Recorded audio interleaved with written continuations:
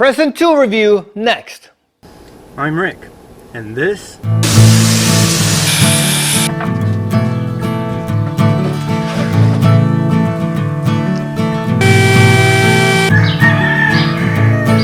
Shut the heck up, you stinking roosters.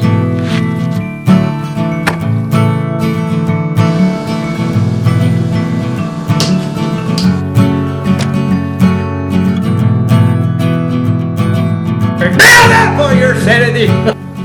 this is the shack.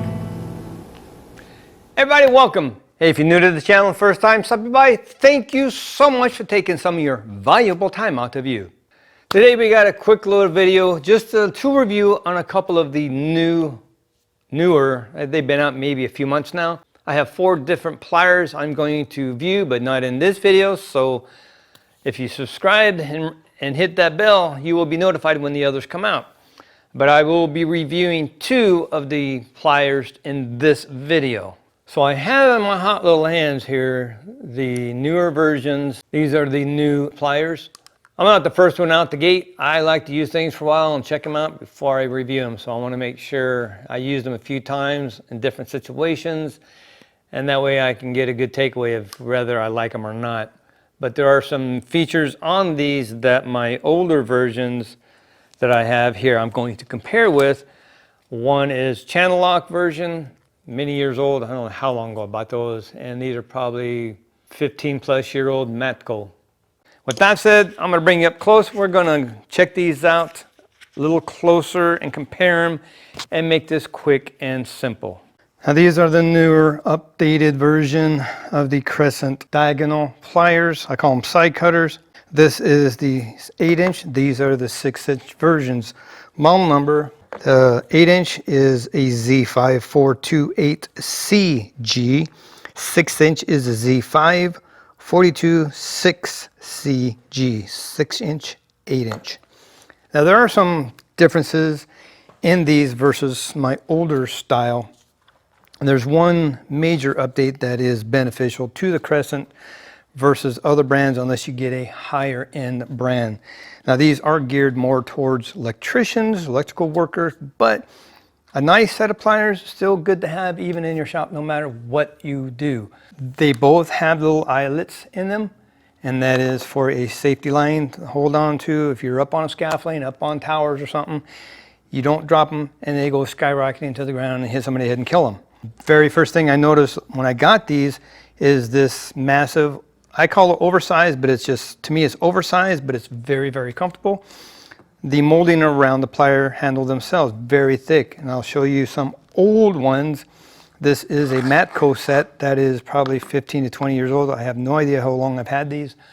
But as you see, much thicker. These are just basic little rubber around the metal, and that's it. No comfort grip really at all. These are much thicker, much more comfortable. Not squishy, but they have a little give, but it feels very comfortable. If your hands are greasy, sweaty, they're not going to slip off. And that's what I like about tools. I have to have a good grip because when it gets humid, when you work hard, you start sweating, maybe have a little grease on them. Last thing you want to do is to grab your tool and whoop, whoop. You know, you don't want it to slide out. You want to be able to grip it. And this, I would say, almost oil-resistant type handle grip. It's very, very nice. Longevity-wise, again, I'm not sure these are new versus something you had for 10, 15 years, but after a couple of years, you would be able to know better. But these have a supposedly laser-hardened edge on the cutting body itself right here. Somehow they harden it with a laser. So many years, then you really be able to tell. Right now, brand new, yeah, they cut real good, but they're brand new. One thing these have versus my other ones that do not, and again, because they are geared more towards an electrician, they have a dual purpose head here. This is kind of, let me show you if you see that. You see that little ridge right here? To me, that is almost like a gusset for reinforcement on the tip, gives it more strength, more rigidity.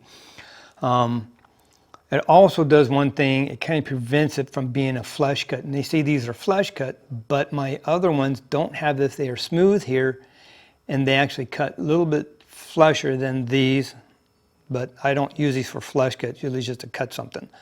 But this head is a dual purpose. This also maybe gives us strength as far as reaming, and I'll show you that later. You can ream pipe with these if you're running conduit, cutting it.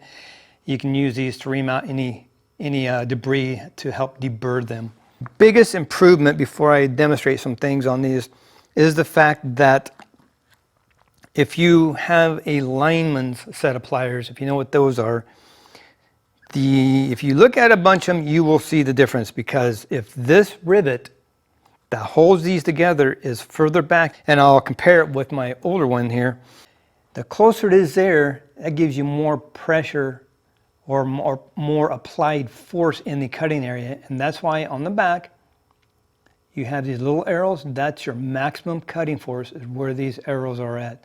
And I'll demonstrate that when I cut some nails. You'll see the difference. That definitely helps. And because this rivet is closer to here, that equates in more cutting force. You got more leverage back here, more force being applied here.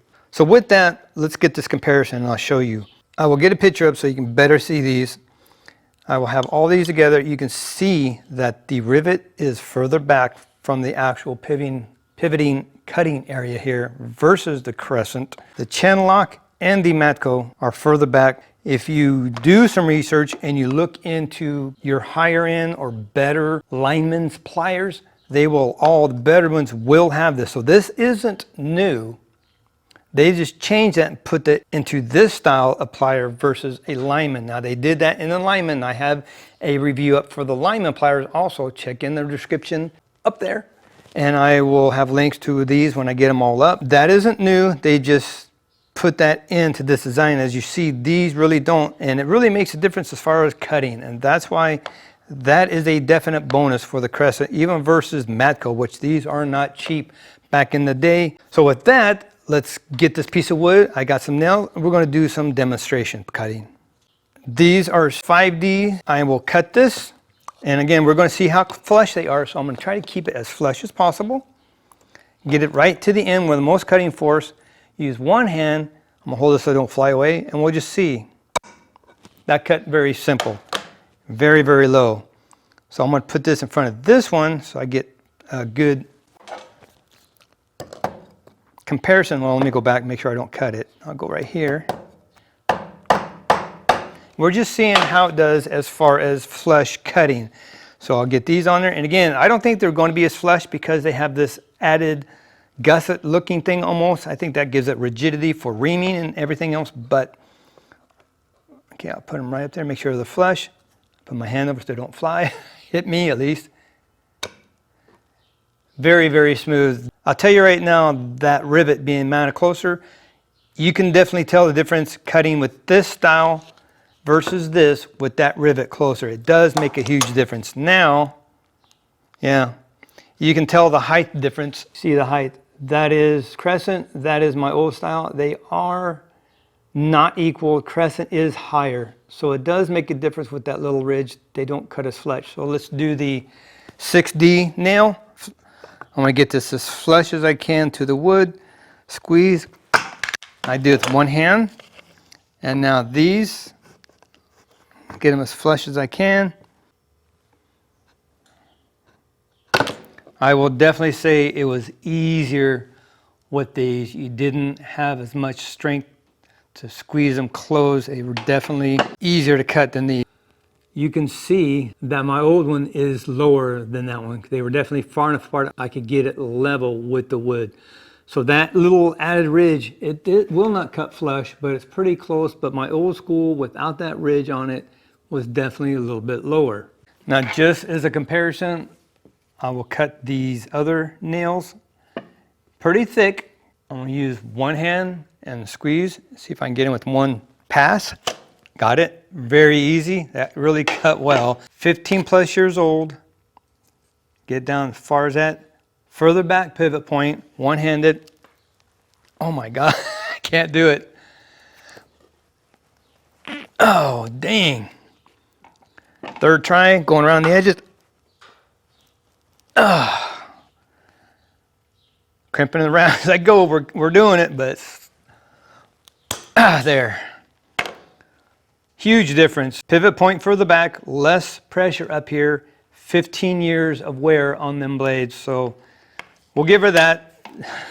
One squeeze got these 4 times, and I had to keep turning the nail around to go on every side to get it further and further until I finally got it to snap. Now the last thing I want to show in comparison to the other ones, there might be another reason why they have this gusset style on here versus you don't see that on any of the others. These are dual purpose. They are reaming heads. This is a 5/8 piece of conduit. You stick it in your conduit, you ream it, get rid of any burrs. The larger 8-inch ones fit fine in there. Piece of 1-inch fits in there fine. You ream it. Even the 6-inch have enough on them to get in there and ream it. This edge is the reaming edge for those, and you just stick them in there, ream it out, deburrs your conduit. The new Crescent line of pliers, they've not really reinvented them, they just changed a couple features. I really like how comfortable they are with this rubber molding around it. It makes it very comfortable. Sometimes it's just time to update because things get old and they don't cut as well as they used to. The tips are made for reaming. It's a plus, especially if electrician running conduit. You don't need another tool to ream it out. Stick these in, ream it out, cut your line, run them through. You got all in one handy little cutter here. 6-inch or 8-inch, both the same. This is a Crescent. Again, look in the description, I'll have the numbers. But that's it. Not reinventing the wheel. They just change them up a little bit. Try to make them a little more appealing. Not bad, decent. But it's always good to have good stuff when you're first starting out, or if you're not an electrician and you like to have some that are decent, these are good entry level, even to keep around your shop for on those occasions and won't break the bank. Well, that's it. Thank you so much for watching. Be blessed. Take Bike Shack. Build it! Or cut it for your sanity. Remember, I got 2 more videos coming out of 2 different pliers they've come out with. See you next video.